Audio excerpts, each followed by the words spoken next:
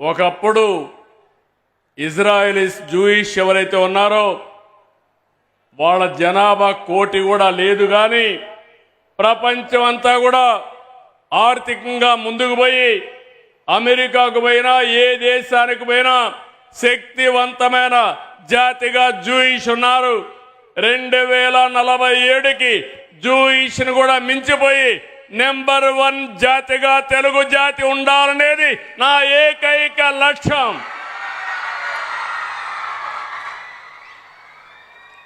అందులో ఈరోజు ఇక్కడుండే మన మిత్రులందరూ ఇక్కడ ఉన్నారు. వారందరినీ అభినందిస్తున్న 3వ ప్రపంచ తెలుగు మహాసభలు.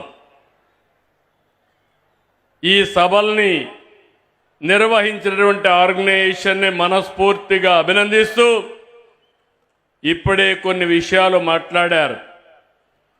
టీచర్స్ అందరూ వచ్చారు. వారందరికీ వచ్చిన వారికి ఓడీగా అనుమతి ఇమ్మన్నారు. తప్పకుండా ఇలాంటి మంచి కార్యక్రమాలకు అటెండ్ అయిన ప్రతి ఒక్కరికి ఓడీగా ట్రీట్ చేస్తామని చెప్పి కూడా నేను మీకు తెలియజేస్తాను.